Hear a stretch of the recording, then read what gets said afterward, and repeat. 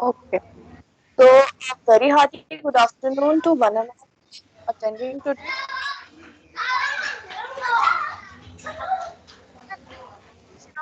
I think your voice is breaking. Now, am I audible?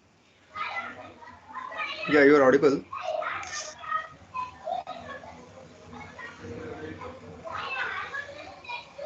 Yeah, please continue. Now, is it clear?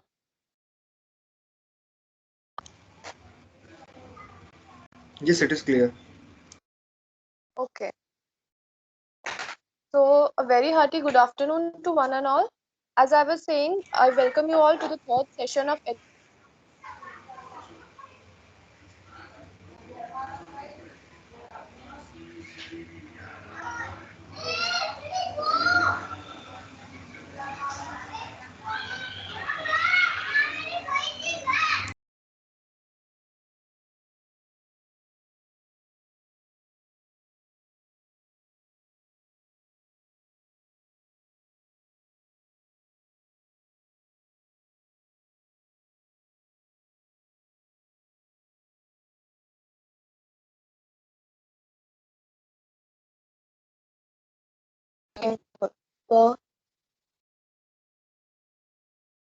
बायणं बंद करणारी पाછી disturbance થાય છે એવું છે.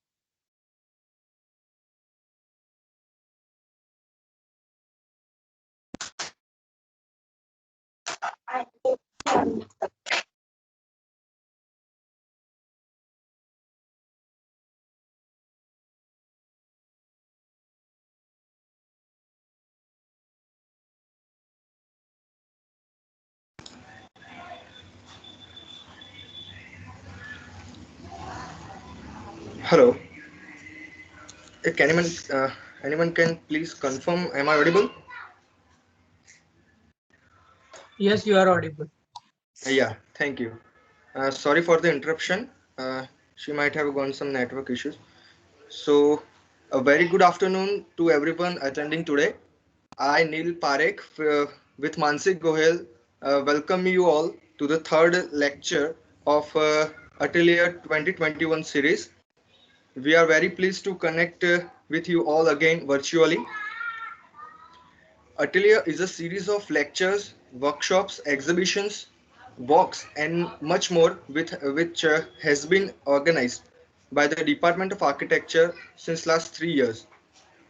It is a platform for sharing knowledge, transmitting ideas amongst the people from different spheres of the field of professional and non-professional architecture. Architect Atelier connects the students with professionals of the field and paves a way for open discussion and learning. We have with us here today architect Ravi Sarangan. We welcome you, sir. Hi. We also have our head of the department, Bhavana Vasudeva, presenting with us, addressing later. So, all the knowledge that the world has never received comes from the mind. The infinity library of the universe is in our own mind. Knowledge has the power. It controls access to opportunities and advancements. Knowledge can always be gained by sharing. Sharing of thoughts, discussion ideas, preaching thoughts and values leads to positive outcomes, transforming today's idea into tomorrow's outcome creation. Before getting to the talk, we will introduce the speaker briefly for those who are not familiar with their work. So, architect Ravi Sarangan co-founded Edifice and it is the director of Edifice. Edifice is an exemplary architectural practice located across 7 cities in India. They have handled myriad projects ranging from interior design to architecture to urban design, all through which their idealism remains untarnished. They believe that with every design, A concerted effort should be made to well-being of its occupants and its immediate environs. Their practice is strongly guided by sensitivity in design, which lays the foundation of their success, and critical acclaim as one of the largest firms of the country. A recipient of numerous awards and recognitions from within the fraternity, he has been instrumental in growing edifice to its current to preeminent position within the profession. He currently oversees edifice brand management, handles key clients, and participates in the creative design processes. He also delivers lectures on design and practice of architecture, as well as serves on the jury of various eminent design and award competitions. We welcome you, sir, in the third lecture of Atelier 2021 series. Thanks. Thank you very much. Should I begin? Yes, sir, you can begin. Thank you. So is my screen visible?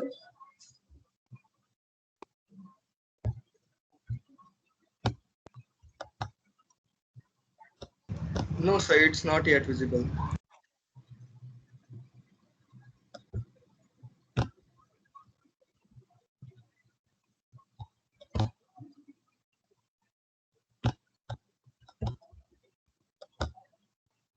Now, Yes, sir, it's visible now. so let me begin by a big welcome to all of you who have joined in this session. It's my honor and privilege to address a bunch of students, professionals, primarily from MSU, and I'm sure there are many visitors from outside as well. What I'm going to talk to you today is relevant across students, across professionals. That's the team at Edifice, and a big welcome from all of them. As mentioned earlier, we've got 8 offices. We have over 3 decades of experience, 200 plus people. We've handled close to around 1,500 projects. Our vision is to be sensitive to the context, to the client, and the environment. And we take pride in every project that we deliver. We need to get a big smile on the faces of our clients.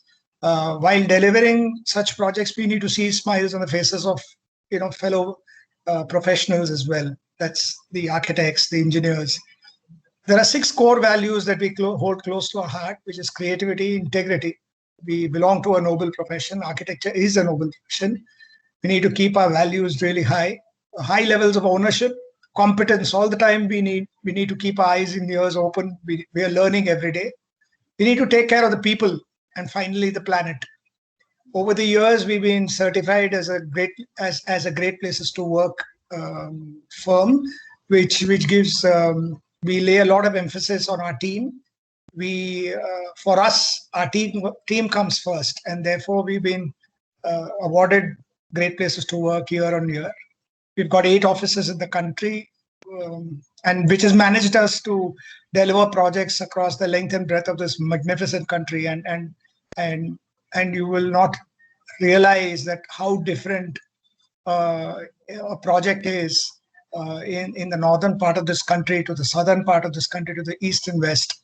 Not only do we have 5 climatic zones, even the markets are all different, and therefore it's imperative that we've got these offices handling really large projects across the country. Some of our key clients are we've got 6 distinct verticals, a group of so each are individual in design disciplines, because we want to train our professionals belonging to that vertical to do well, to specialize in that vertical. So we've got a corporate architecture vertical where we do campuses, corporate offices, etc., which you're going to see 2 of those today. We do corporate interiors as well. We do developer spaces, which is both residential, commercial, as well as retail. We do a lot of hotels, hospitality spaces. Taj is one of our key clients. Over the years, we've done a lot of hospitals as well. And finally, we have a vertical which does master planning and urban design.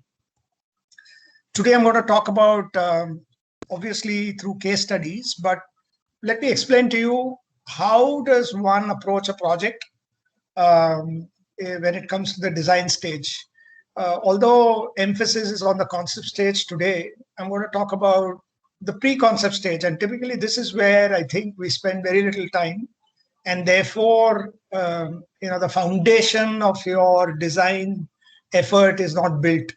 Typically, you get you get a design, a client brief, and you get a site, and immediately you tend to dissect both of them and come up with a solution.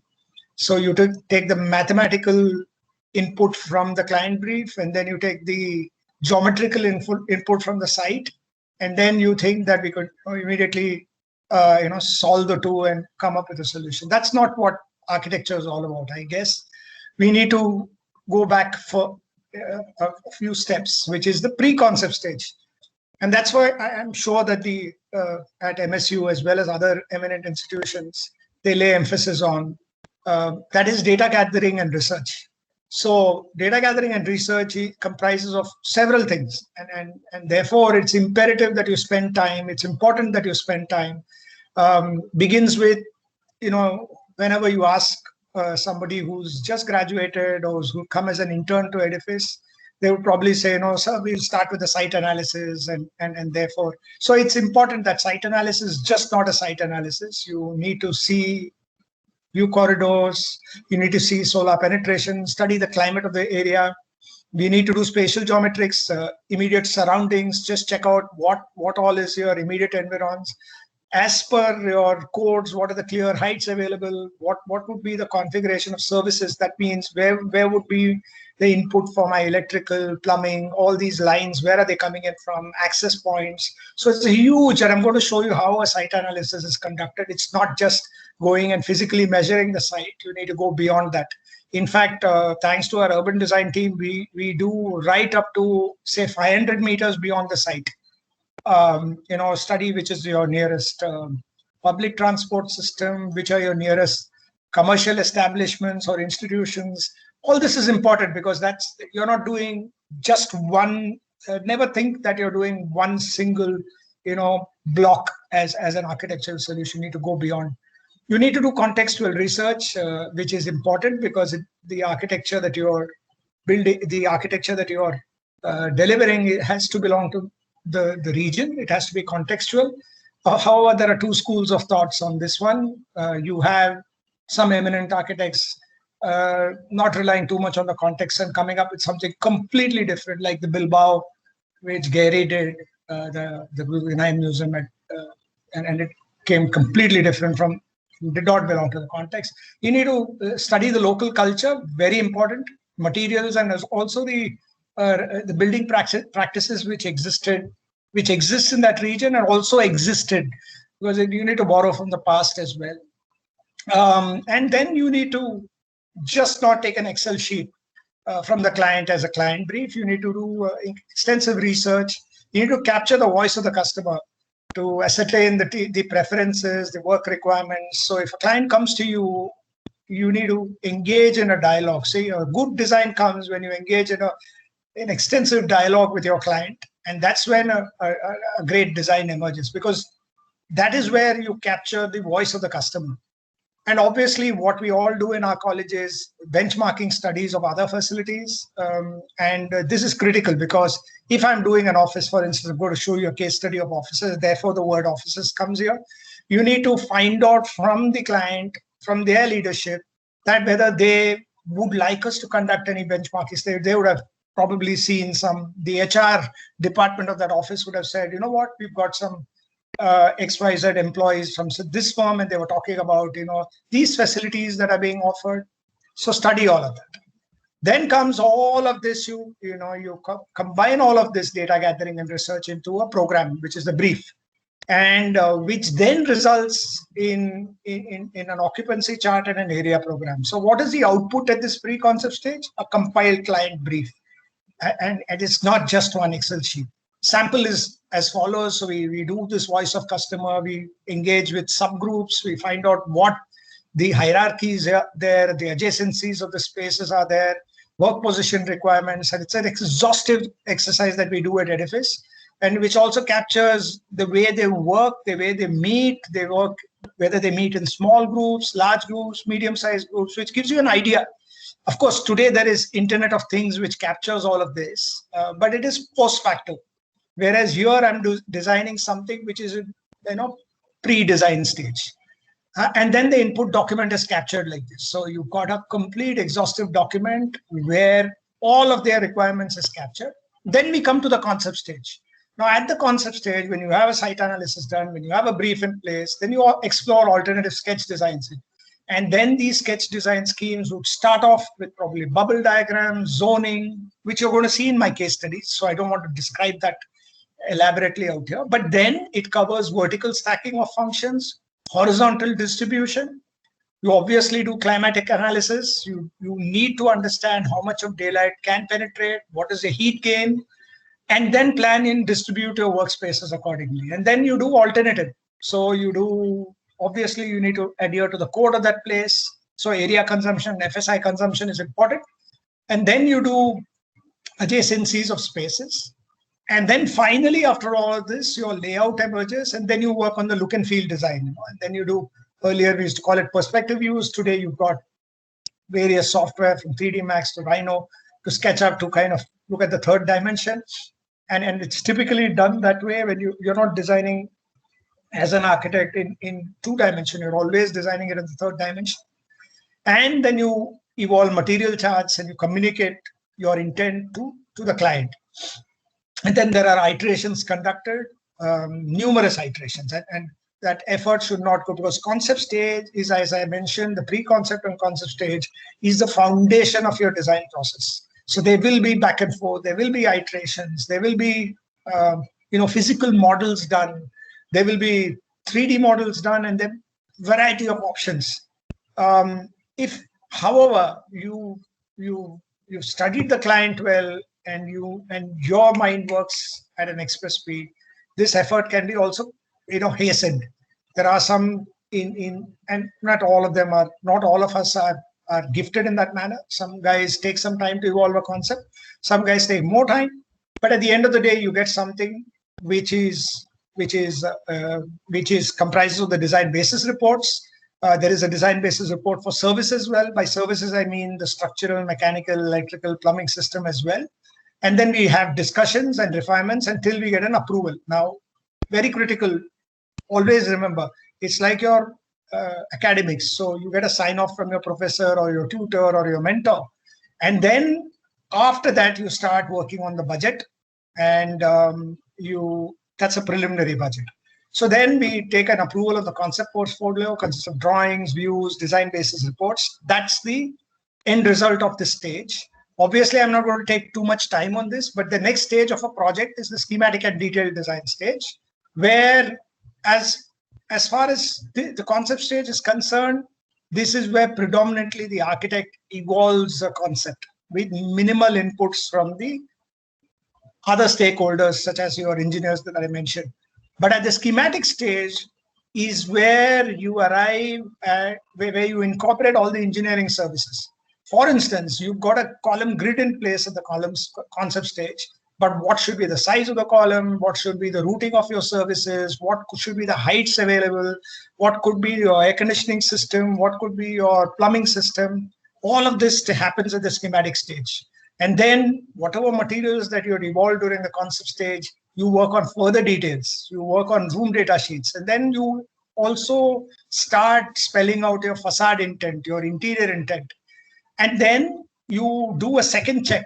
The first check was done on with respect to the statutory codes. You do a second check whether it's meeting all the mandatory statutory norms. That's when typically we send our drawings to the municipal authorities for a sanction. This is where the sanction stage happens. Then we coordinate all these. This is very critical. See, you never, as a student, you will probably think that, architecture is all about just the architect. No, it's not. It's a collective effort. It's not just your consultants, such as your MEP consult, structural works, your site development. It's also landscape. But it was also your vendors, which your carpenter, your mason, your electrician, your plumber. They all come together to make this happen, right? So it's, when you go to site after your graduation, when you're doing your internship under an architect, keep your eyes and ears open. Learn from the carpenter, learn from that plumber, learn from that electrician at site. Those are the guys who are going to give you knowledge, right?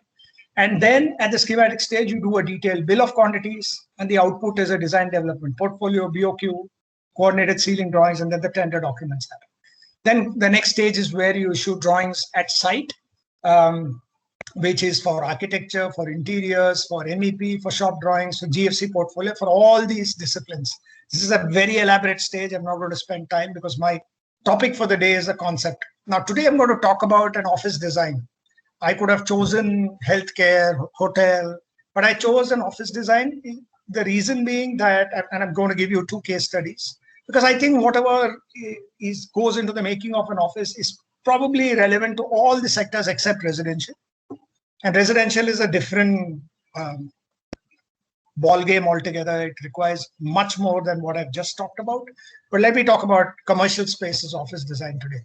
Now, today's office space is new age, and post-corona, though, it is going to be even ultra new age. So we don't know what an office space is going to look like because of the corona. But then, yes, over the last 3 or 4 months, many architectural firms have come together and have come up with schemes, and including Edifice, we're now redoing some of the workspaces for our clients. But I'm going to talk about what are these new age offices. Very important to realize that it is no longer, just table, chair, and working. It's all going to be activity-based work settings. Need for biophilia. We've been harping on this. Very critical that we get greenery into your office space as well. We underestimate the importance of art in workplace. And you guys are lucky that you all are studying in MSU, where you've got one of probably the world's best art institutions within your campus itself. You'll realize when you mingle with your students of art that how critical it is that art and architecture needs to come together.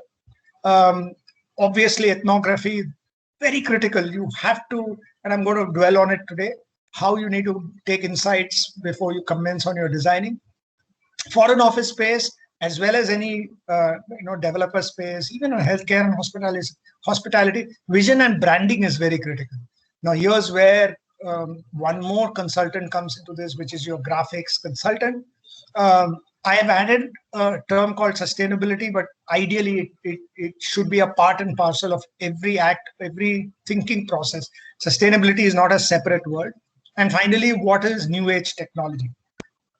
So traditional workspaces on the left-hand side, you will see in gray, it was all about uniformity. New age is all about diversity. It's kind of an inclusive of all kinds of people.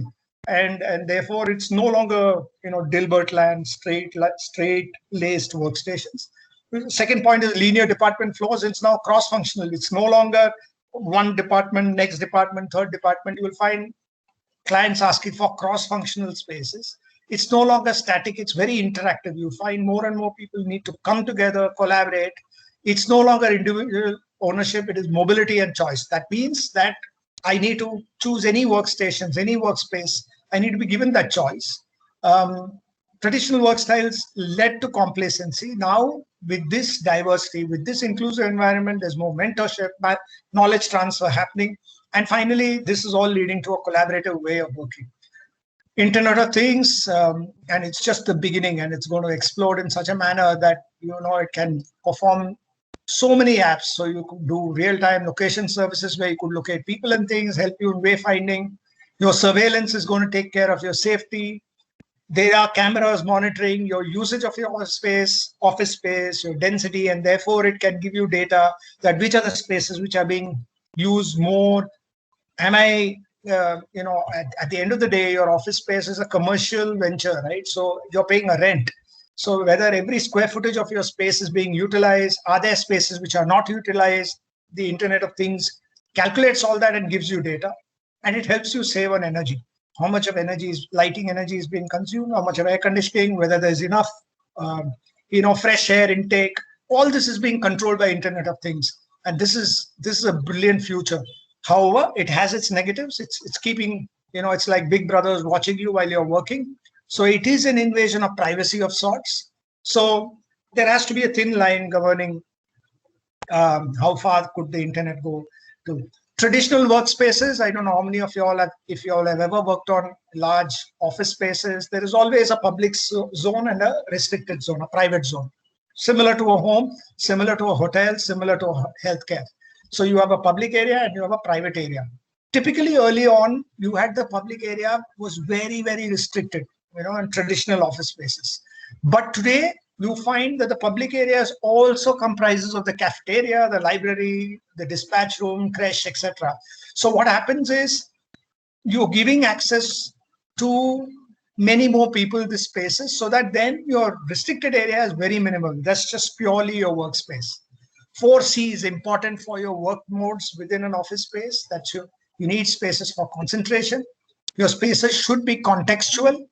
You need spaces to collaborate. And then you need spaces to have your confidential discussions. So these are the 4 C's which govern our design, which govern our zoning. So typically when you have a flow plate of this kind, you create neighborhoods. So no longer, as I told you before, it's not a sea of workstations.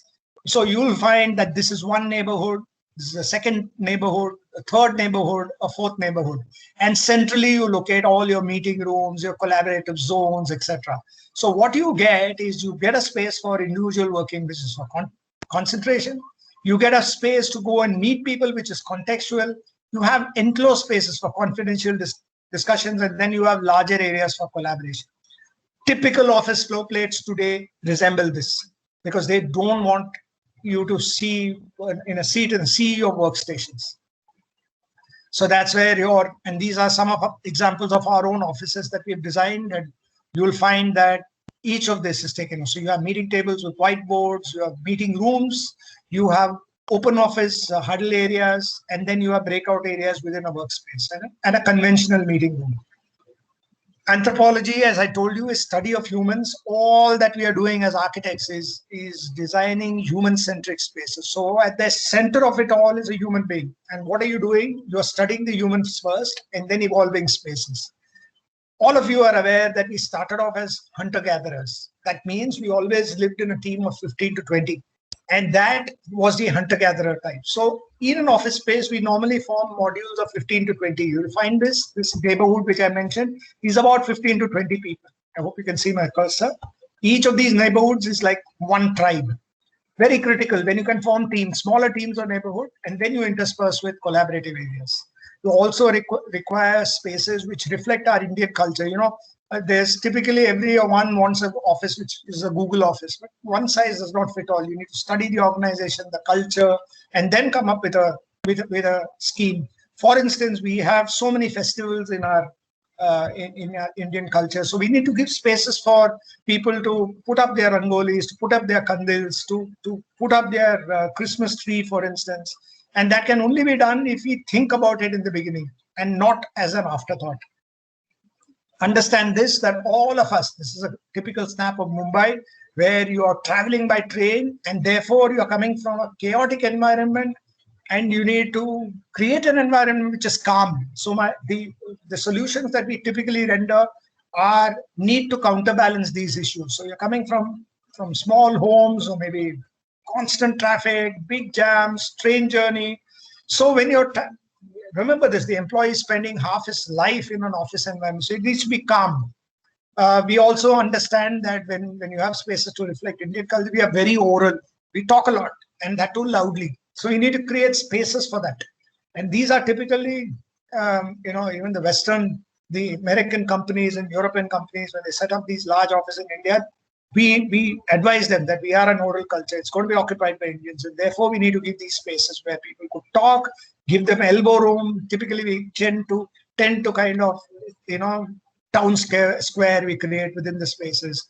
And ultimately, jugaad, right? We are Indians, so hybridity is there in our culture. So what we normally do is we don't mind mixing two cultures, and therefore it's critical that we create spaces which reflect the Indian culture. I talked about biophilia, how critical it is to infuse plants into your internal spaces. Um, if you see TEDx talks of Kamal Mittal, of what he's done at Paharpur Business Center, Delhi, by just these three plants, Areca palm, mother-in-law tongue, and mother money plant. Across the facility, he's just spread this. This reduces levels of pollutants, gases, it improves air quality, improves oxygen levels, therefore reduces stress. Simple things, and we tend to forget this, we think of HEPA filters and MERV filters in our air conditioning and pump in fresh air. But if you need this biophilia within a built environment, not only external landscape, I'm talking about internal landscape as well. Examples of what we've done at maybe Credit Suisse, Lupin, Tata's across 3 projects where we've got these natural plants and gets you that higher levels of oxygen, reduces stress. Value of art in the workplace. These are some of our own offices that we've done for JSW, where we've got some of the best artists from India, and they're one of the largest collectors of art as well. So what we do is we've understood the importance of art and how it can enhance a workplace. So it's critical that, as I mentioned earlier, that we need to keep in touch with what's happening around the art world as well. Some of the examples of how eminent artist works, right from Bharti Kher to Anish Kapoor to Shilpa Gupta. Some of the top artists' works have been displayed here. Vision and branding, I mentioned to you earlier as well. Very critical that you engage the right consultant to ensure that the message is delivered about the organization. And it is critical that we convey it. So we've done this work for Cisco or BNP Paribas or Credit Suisse. Their organizations' aspirations are captured by these branding elements such as graphics, or it could be motifs, it could be sculptures, etc. Coming to the technical side of things, especially when Corona is around, we need to ensure that the air quality, indoor air quality it's called, is maintained at the optimum level, best levels, because volatile organic compounds can harm you, diseases spread, and therefore we put in a lot of emphasis on how can I go to the next level in terms of improving the air quality. Thermal comfort is important, how you design your air conditioning, because you can get hot pockets, cold pockets, and it's important that we balance air conditioning across the space. Lighting also is very critical. 99% of our offices work on daylight, where we ensure that we harness the maximum amount of daylight into your workspace. And you're going to see it in the 2 case studies. But what happens is if the floor plates are very, very deep, then we introduce light shells so that natural light penetrates. After all that, then we rely on artificial light. And artificial light also, we study the circadian rhythm. We study all of that and then ensure that the lux levels are maintained for conducive working. What is critical, because as I mentioned earlier, we Indians are a noisy lot of people. We need to take care of acoustics, especially in an open office environment. How can I take care of noise? How can I suppress the noise? And there are numerous, not just materials available to absorb sound, but also introduction through technology. We can introduce sound to muffle the other kind of sound. It's called white noise and pink noise. It's a very different subject, but you need to consider acoustics as a subject to tackle when you're designing offices. And then finally, customize apps. Every organization has now apps. So if you're designing an office for Siemens, Siemens has an apps, right, for an employee from his home back to his home. His entire app takes care of his travel, arrival, schedule, his meeting, workspaces, including your food at your canteen, how your meeting rooms are booked, how your technology can help you. And it helps architects also to study. I talked about the IoT, right? So this is all about how technology is now helping architects gauge and get feedback from our clients about spaces that we've designed. So these are the few considerations before I embark on my. So I've got half an hour. I'm going to cover 2 projects out here. This is for Amar Raja batteries. They make Amaron batteries. They're one of the leading battery manufacturers in India. They came to us and they said, and they had this manufacturing unit at Tirupati. So the team in edifice, my colleague Naveen Thomas and me, we went there.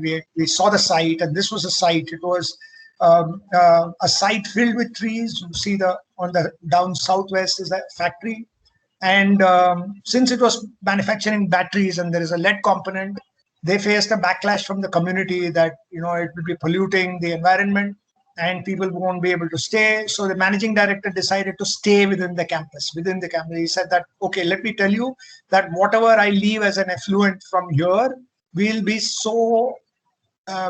will be zero effluent, so that, and then they built a completely green agricultural piece of land with using the waste known as red sanders, not to be confused with sandalwood. Red sanders has medicinal properties, a very, very highly expensive tree, but surprisingly it grew in this entire zone. What you see in the small orange square is the site where their existing office existed, and they asked us to build their new office there. So zooming in further, that was the existing office, a square property surrounded by trees. You see all this is red sanders. This mango plantation also is going to be converted to red sanders. So that's your MD's bungalow here, which is happening here. So to the northeast of that is where they asked us to do their office space.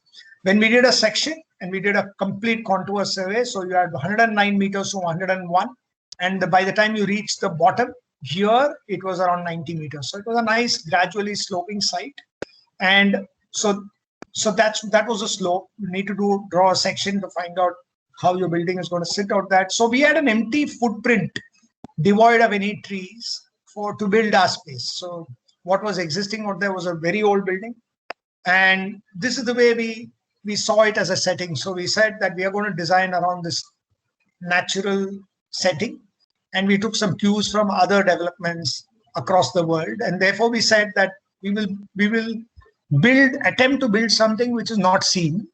So whenever you're putting pen on paper, it's not necessary that you need to create a statement. In this case, we said that the building ought to disappear in the red sanders trees.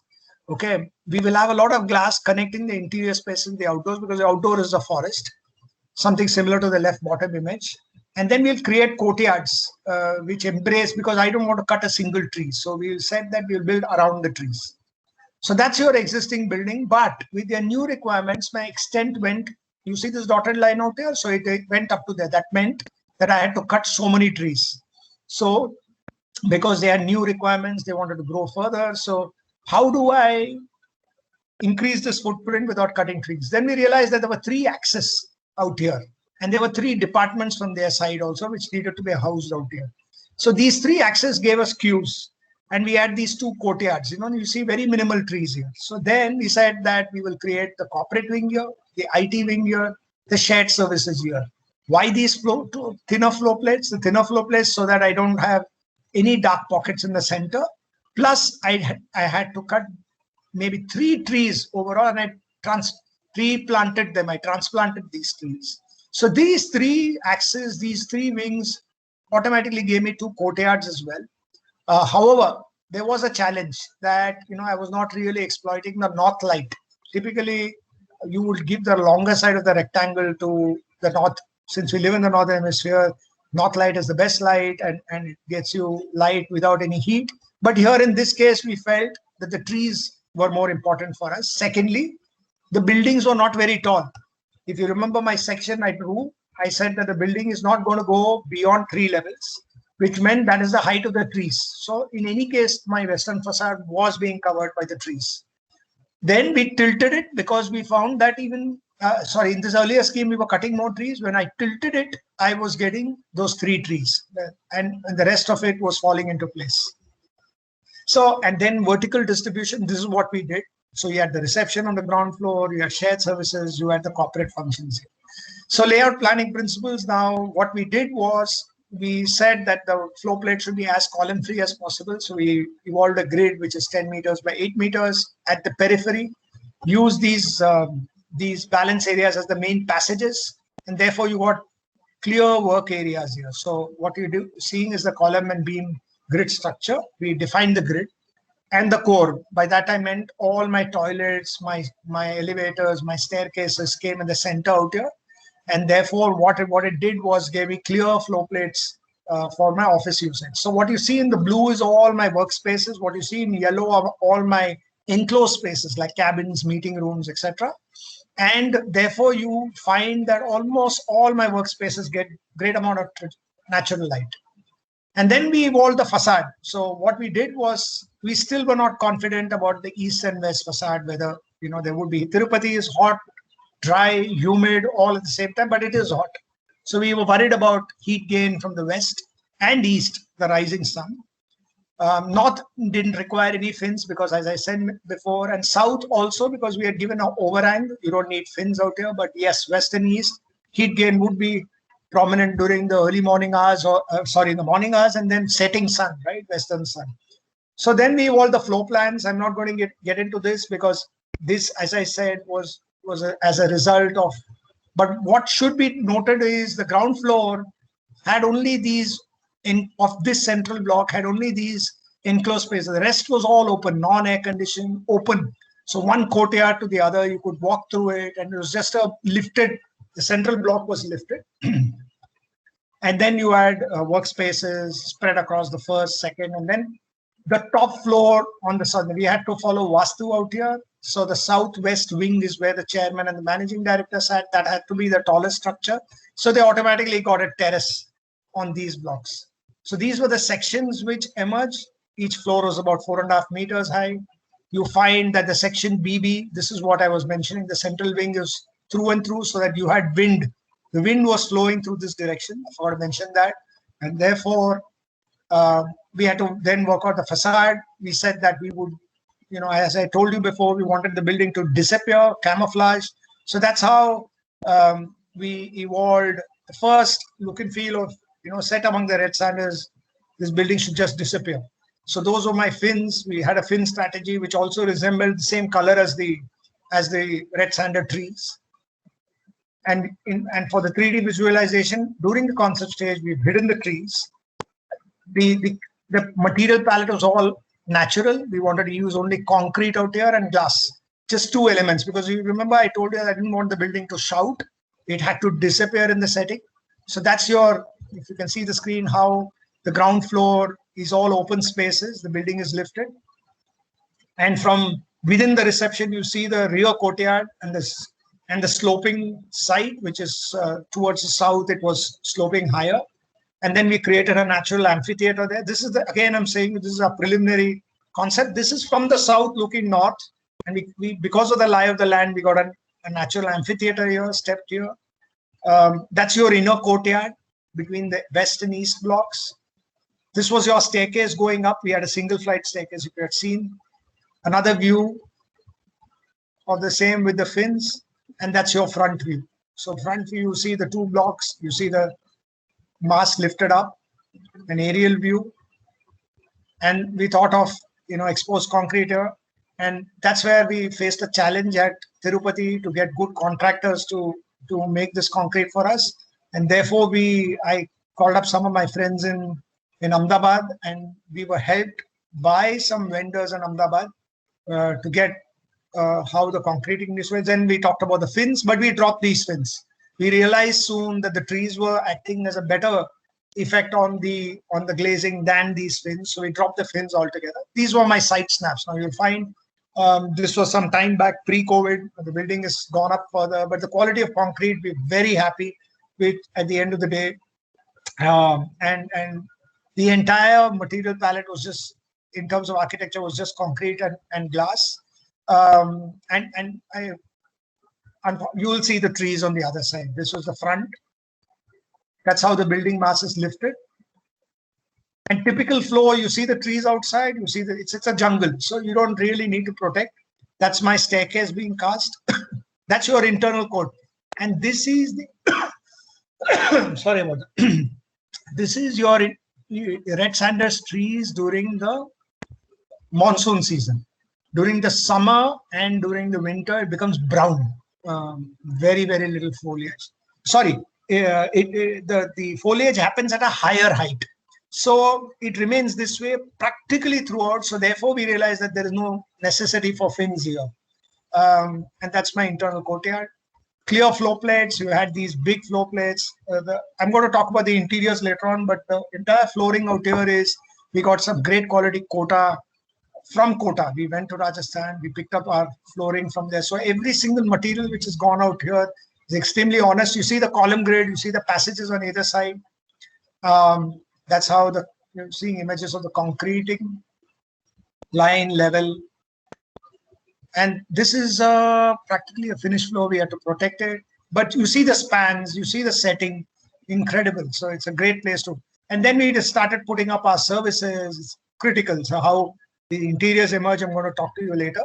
But that's your individual cabins. I told you meeting rooms and cabins were at the periphery. And you see a glimpse of the internal courtyard, external courtyard.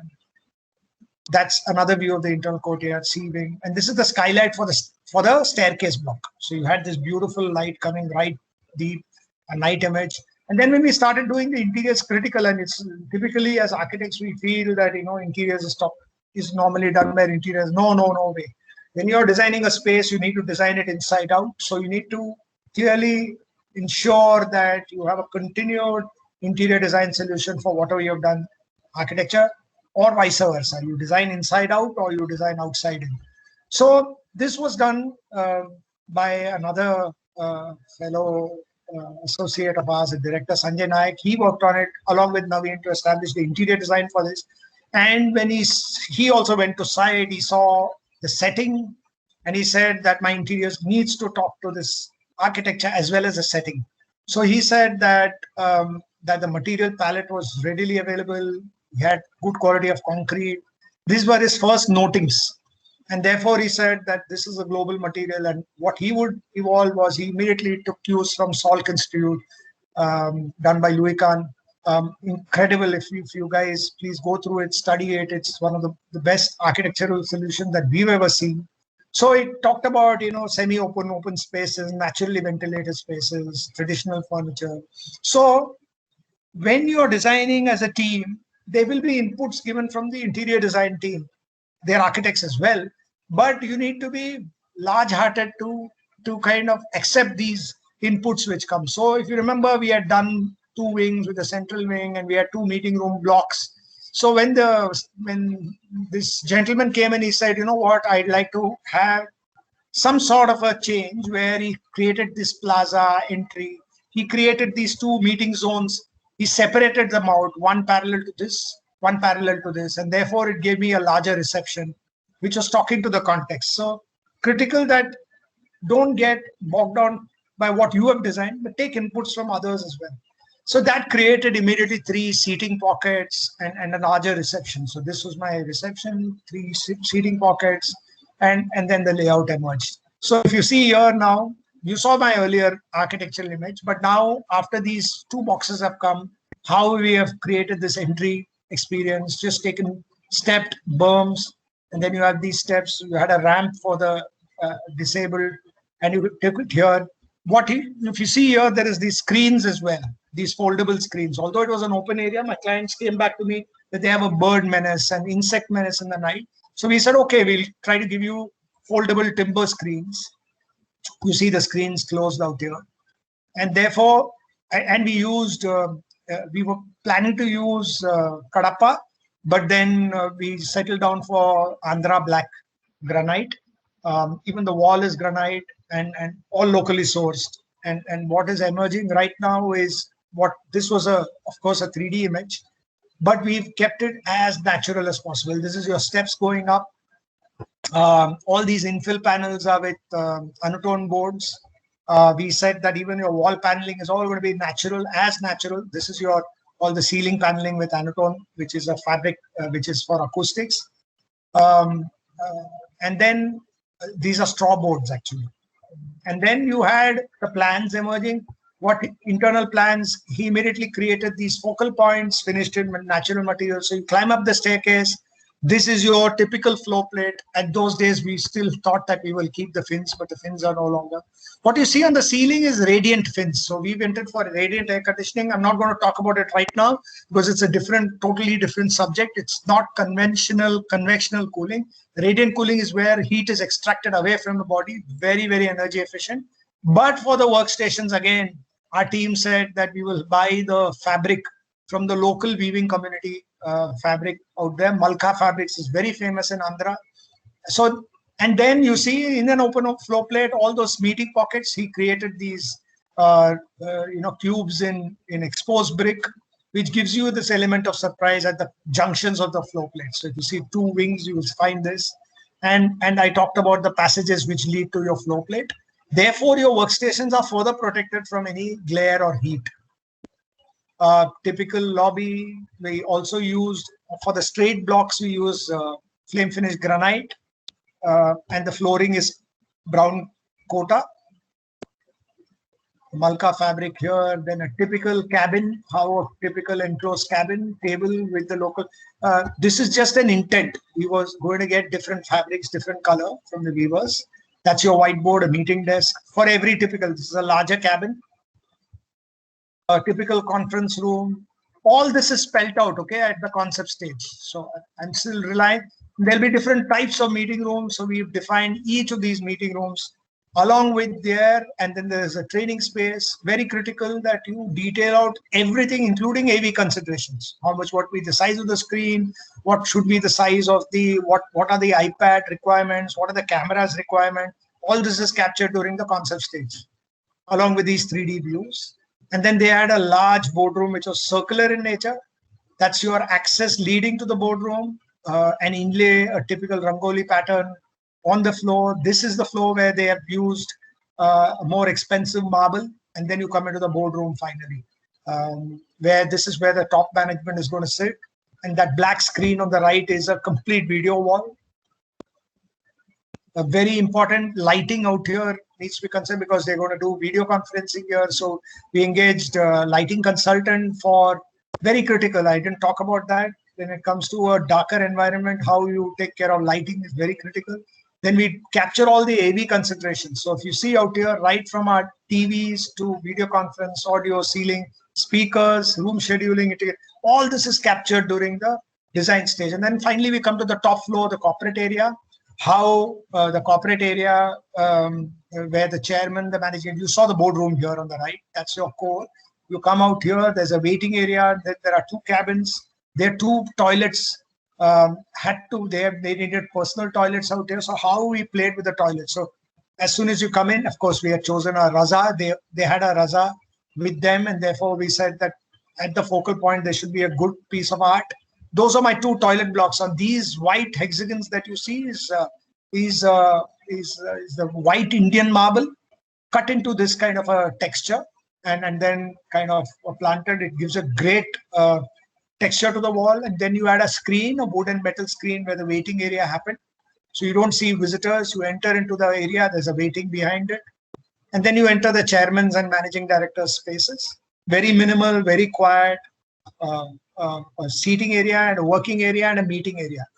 Simple. So when it comes to the head honchos, the top management, they will always need a seating area and a working area. So clearly defined. So this is where he'll work. This is where he will meet. This is where he will meet informally. There will be a TV here.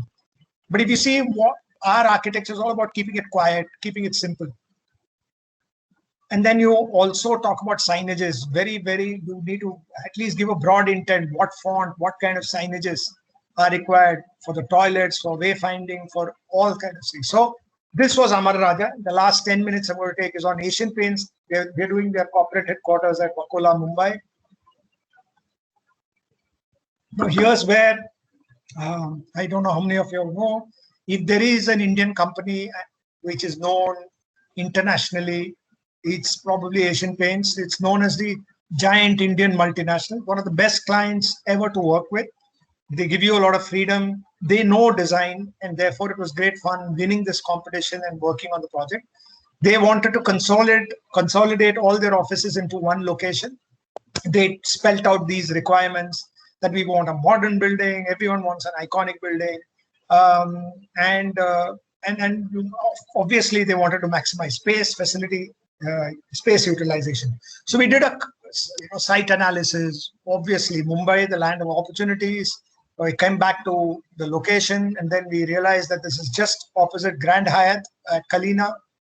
close to their existing office. We established the connectivity, which was very critical when you're working out on, especially mandatory requirements we will fulfill in terms of parking, in terms of facilities to be offered within this corporate. So therefore, you need to do an immediate environ check as well. And then adjacencies at site. So you had the Grand Hyatt on one side, you had the Kalpataru Synergy. It was surrounded on all four sides, the building, except the west, which I'm going to talk about. So that was the old site of Asian Paints where they currently sit. So they acquired this land next to it. You see, there is a difference in level. This was a pipeline road. There were two roads. Our advantage was they had three roads. And these were the site images that we conducted. Remember, I told you that our team first goes, there's a complete site analysis. This is their existing site. Then we studied the code. Now we lay a lot of emphasis. We spend so much time on dissecting the code. Now keep it simple, stupid. You know your setbacks, you know your FSI, you know your height restriction, you know how much of RG, that is recreational ground, you need to keep, and then start working on it. And you'll see it, how Naveen and team have worked out the architecture. If you keep your thinking simple, you can come up with some really incredible solutions. We do a SWOT analysis of the site. What are the strengths, weakness, opportunities, and threats? And we realize that here's a great opportunity for branding Asian Paints. It's very close to the airport. Weakness, obviously, is the east-west orientation, and therefore you'll find that sufficiently large orientation of the building is towards the west. There is heat gain. Threats is in Mumbai is air pollution, noise pollution, and heavy traffic. Bombay, hot and humid, so we'll need to take care of, at least give spaces. In the last 10 of our last commercial buildings, or I would say IT campuses, are almost there when it comes to one of them is net zero, which we are doing at Delhi. The others are very, very low on energy consumption. We are very, very conscious of the fact that as architects, we are already damaging the environment by building something on it, right, on Mother Earth.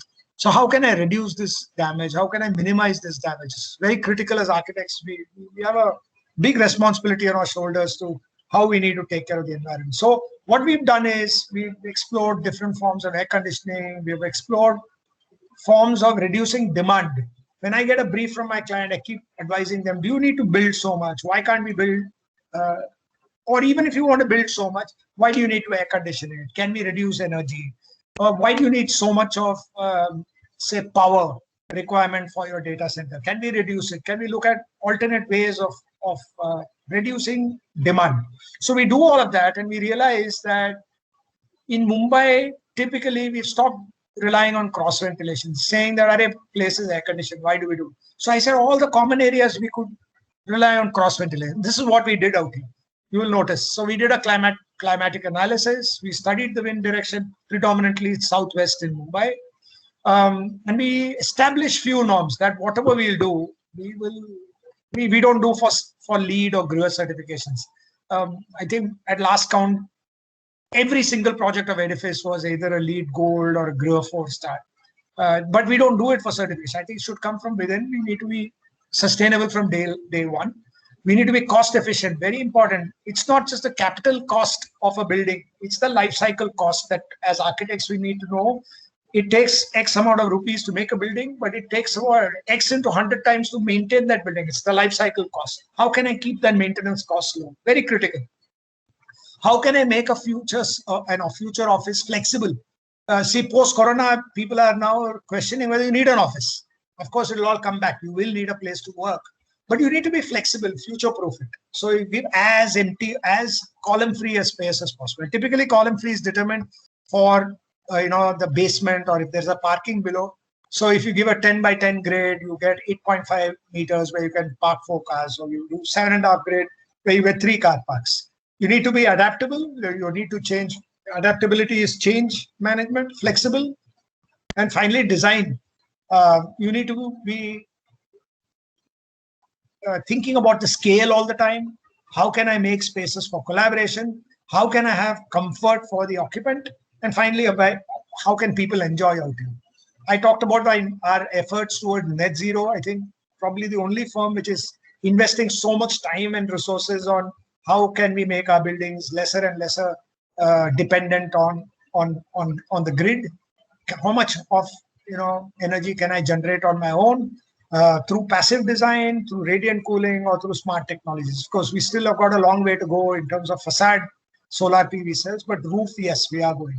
So coming back to design evolution, the site is surrounded by 3 main roads. You had the old site and you had the new site. That's your existing office. And I'm going to explain to you a step-by-step procedure of how our concept evolved. Pay attention out here, please. So what happened was between the new and old site, there were these 2 existing greens. So what did we do? We immediately thought of connecting the 2 and creating a kind of a corridor in between. So you had an existing office building. We did the phase 1 building here, the new building here. And then how can I keep this open? You remember I said southwest winds, if we can keep this open, and therefore then knock off this old building, put up the new building, connect the 2, and create these vibrant collaborative zones, this lung for this development in the center, and then cover it up from the top. So you have a dynamic screen wrap on the top. Now, you saw it on the plan. You're going to now see it in isometric. So you had existing office building. I've turned it around. The north is towards us now as you are reading it. I had to mandatorily give about 273 square meter of amenity space. I had these existing greens. And then the 3rd basement came up. Grid of, you saw the grid earlier, 13.4 by 8.5 is taken for efficient planning. You had the service cores in towards the center for both the buildings. You had the 2nd basement, you had the 1st basement and a temporary ramp. That's your entry-level podium slab in the same level as the road. Then you had the tower floor plate. You had the double height reception happening here. You had the service space here. Admin HR offices, which interact with visitors. They are kept at the lower floors. The cafeteria, we took it at one of the lower floors. The reason being that all of them would come down. You could get down and take a walk after lunch. And what happens was the cafeteria would then become a buzz space. All the collaborative areas, we said that we'll face it towards the central courtyard. And then you had this dynamic wrap covering to the building. Similarly, on this side, we said that we will start with the column grid, service core. You come up. That determines your entry now. You enter, that's your drop off. You had the flow plate of the 2nd. We created all the heavy traffic areas like training zone, cafeteria, and all is kept at the lower level, public areas. Then they wanted a guest house too, that we got it. And then we had a G+9 structure built on this side too, on the eastern side. Now we had these connected bridges between the 2 floor plates because we wanted the building to kind of, obviously you needed to. So what it did was we got an enclosed bridge and a bridge on top which was open. So you had 2 levels connected at the same time. So in short, you had 6 connections to this entire 2 development. And then there were completion of the dynamic wrap happened. We had to take care of the east and west facades, and I'm not going to talk about that. For the east and west facade, we said that we will tilt the facade towards true north and create this facade.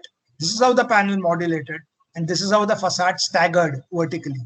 So this was an interesting thing. And then we used the Asian Paints color spectra to have this kind of a color scheme. And when the sun falls on it, you will get different shades of the color.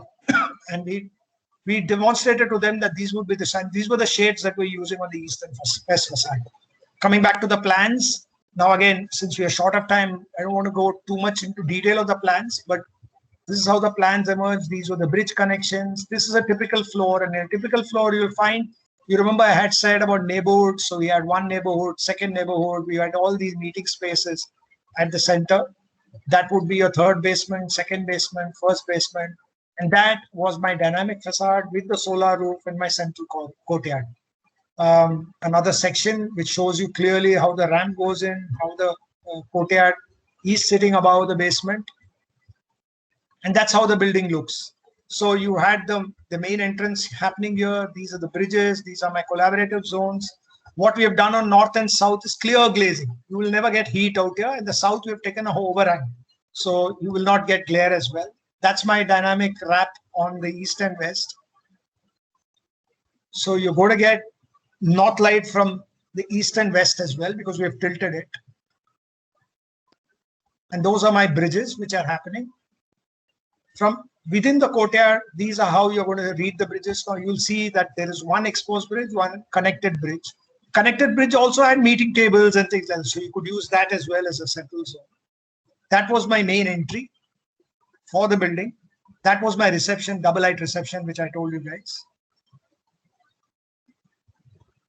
That was the ramp in the rear going into the basement. If I'm on top of the bridge, those are my collaborative areas.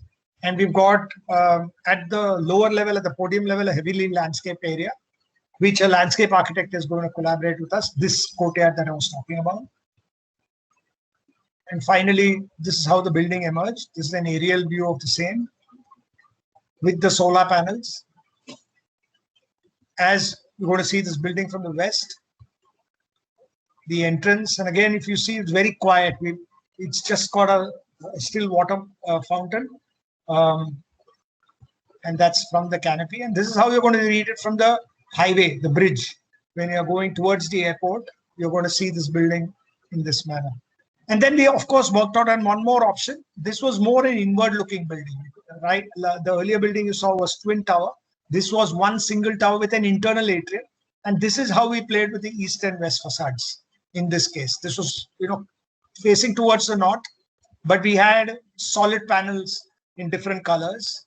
And this was the southern facade. That was the northern facade. East and west, we played with sunshade devices. And that's how so that was your eastern facade, and this is your western facade. And again, solar panels on top. So thank you. So if you guys have any questions, please feel free to ask me as many questions as you want. So I covered 2 projects for you guys. This typically is a concept presentation for an office design that we render to a client, which covers almost all aspects. Of course, I didn't want to bore you with details of the structural design basis report and the services design report, but that also is part of this submission. So I'll stop sharing the screen unless you want me to keep the screen on, and if there are any questions, if I need to show any slides. Any questions, please? Hello. Yes. Hi, Architect Ravi. I'm Bhavna Vasudev. Hello, students. Can I come in, or you have planned it something else? Yes, ma'am. No, ma'am. You can take over. Yeah. I'm sorry. I joined little late. Thank you, Architect Ravi, for interacting with our students and with many more professionals who are currently present in the atelier presentation. I'm Bhavna Vasudev, and I'm currently heading the department. And it was really a delight to go through your work. As you are aware that we are one of the oldest institution of architecture in the country, and we believe in preparing our students to practice sensitive and responsible architecture. I'm sure your presentation will further strengthen our belief in the building broad foundation, working hard, and care about details. I'm sure your work is actually believing this strength that going in depth is not a bad word and everything cannot be Googled. It has to be God lies in detail, And it was really a mutually enriching experience. You talked about life cycle cost, maintenance cost, flexible building spaces. We also talk about all these things, but I think when a practicing architect talk about it, they take it seriously. I'm very sure they'll take I think frankly speaking, I think at academic level, what you guys are doing a good job of it. I don't think a student of architecture should be really bogged down by life cycle costs. I'm just talking about when they come to the real world. I think they need to. My emphasis was more on, as students, I think this practice of conducting research, capturing the voice of the customer, putting yourself in the shoes of the end user. Suppose you ask them to design a school, they should think, what would I need to do if I were to be a student of that school? What would I need to do if I am a teacher at that school? What would I need to do if I am a parent visiting my? So they need to think about the occupant. That research is critical. Yeah, that's exactly my point. Is today itself actually one of the article has been published in the book, which was based on my experience. Some of us experience in teaching design in the second year level. Right. And there we tried to emphasize that how do you really create a sensitive design? How you can be responsible. And then as you put yourself, in the shoes of the, so we gave them a school to design as one of the exercise. And then we said, okay, see, you are going to be the owner of that school, and you are going to be the manager of that school. So I'm sure the current fourth year can remember because they were the one who did that exercise. And there was wonderful results once they finished that exercise. So that's what I was appreciating, that you talked about life cycle cost and you talked about maintenance cost and flexible spaces. So a student can think of that these things do matter, and after that it becomes the only important matter once you get into the profession.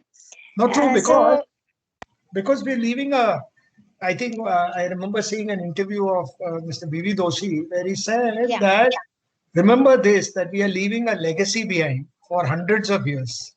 So we are such a responsible position that it may live beyond your lifetime, right? Whatever you build. So we need to be extremely conscious and critical of the fact.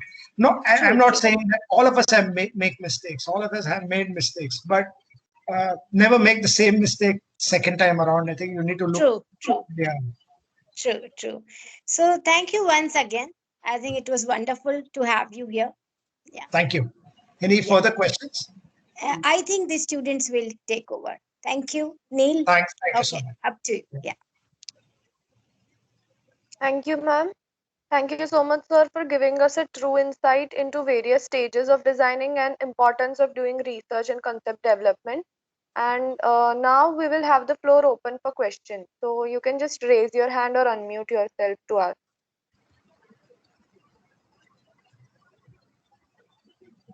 Hello, am I audible? Yes, you are. Yes, you are audible. Hi, sir. Sir, my name is Rishika. Hi, Rishika. Yes, sir. So when you started with your presentation, so we were talking about the pre-concept stage, right? So in that, we were talking about data collection, research, and everything. So you used the word spatial geometry. So I would like if you could go into a little detail on, what that word really means when you talk about research. So if you see my the Asian Paints presentation, as well as in Amar Raja, I would say the introduction of a double light volume for my reception area. So when you enter an important edifice, right? You enter a church or a temple or even a corporate office. If I give grandeur, if I can assign spatial emotions to each of the spaces that I'm designing, right? Then I'm doing justice to my solution, right? So it's important that you have geometries defined for each of those spaces that you are designing. So that's what I meant.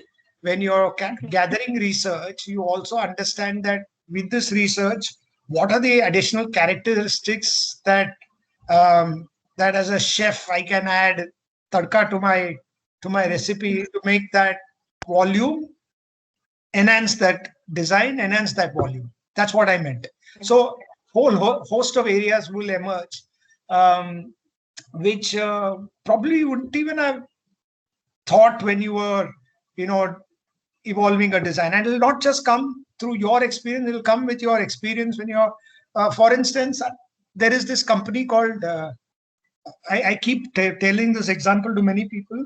A friend of mine was a biggie in IDEO. I don't know whether you've heard of IDEO. IDEO is a very well-renowned design firm, and not just architecture, but it does a whole host of things, from surgical instruments to spaces to machines and they are hardcore designers. based out of the US. So Stanford University approached them to ask to tell them that, you know what, I have this. We have so many bright students, but they're not engaging often. So we want to build these collaborative areas in Stanford campus. I'm talking about 20 years back. So these IDEO guys went there and they found that how the pedestrian movement happened, where were people actually stopping, waiting, chatting. And if you give a straight path, like kids will always choose the diagonal. Where all were these happening? And they came up with a brilliant solution. What they did was they said that let's not build meeting rooms, but along this route that kids normally take, we'll make these pause points, we'll create these volumes, we'll create these spaces, which are naturally in the path of so many people. And therefore it was more of a not a landscape solution. They used these corridors and they created these khopchas in corridors as spaces where people would collaborate. I mean, incredible that. So it was there right in front of your eye. So architecture is not all about building spaces. So when you do this research, you will find that certain spaces you don't need to build actually. It will emerge on its own. Yeah. I'm sorry, I gave you a very long answer for your question, but no, I hope so that's fine. Thank you.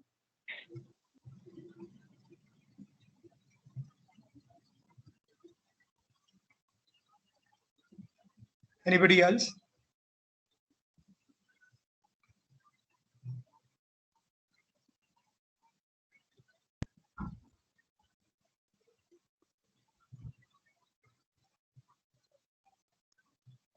You can even type out in the chat box if someone is unable to unmute themselves.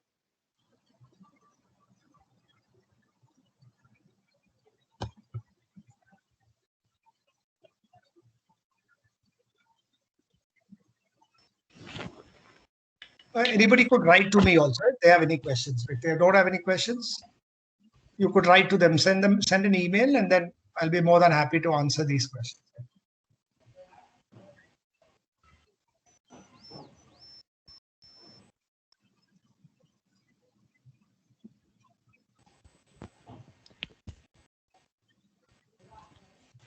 Okay, so Hello, sir. Umesh here. Yes, Umesh. Hello. Yeah. So I have a question. Like, as in Tirupati site, the Amaraja, that you design a site which is under the all long heighted trees, which is also environmentally. But in every case, we cannot do such a kind of design and all. So what we can do to prevent environmental as a good, because day to day what happens, the construction and development is going there, and the environmental is like trees and all are cutting throughout to develop that sites and all the things. So what are the other options to balance the climate and environment? Yeah.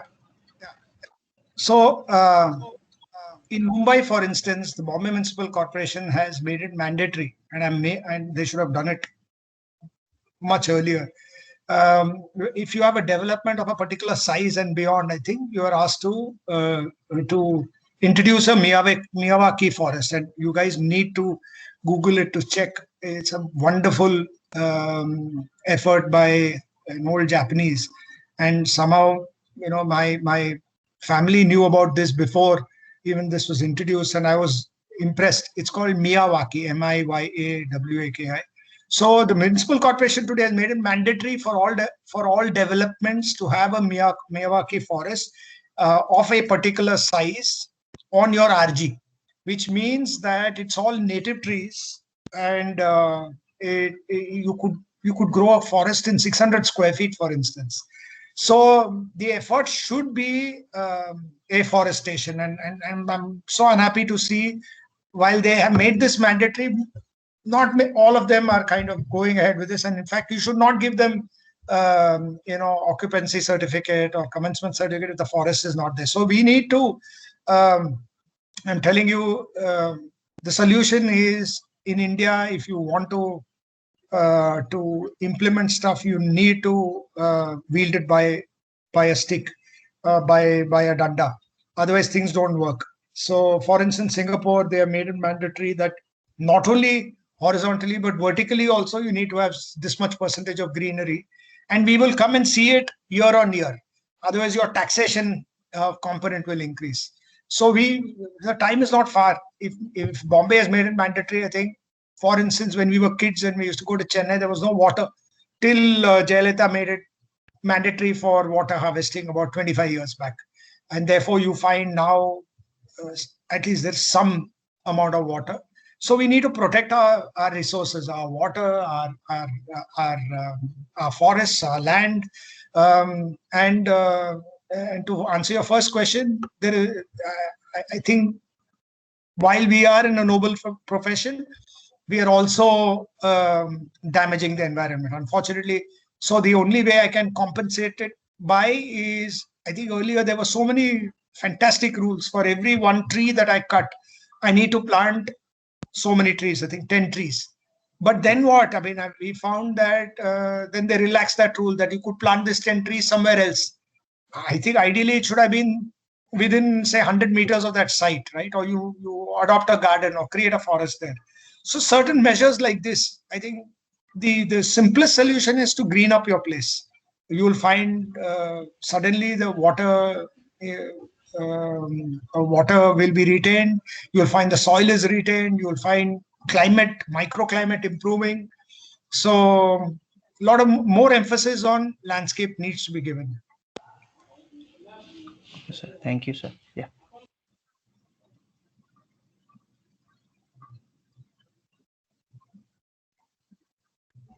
Thank you, sir. Thank you so much for joining. Thank you, and it was a pleasure. And if any of you have any questions, do write to me. Your team has my email ID. More than happy to help you guys out. All the best and do well. Stay safe. Thank you. Thank you. With this, we Thank you come so to much, an sir. end of the third lecture of Atelier 2021, Concept Development in Architecture. We hope it helped us all get insights onto the same and have a fruitful evening. We look forward to connect and interact soon. Thank you.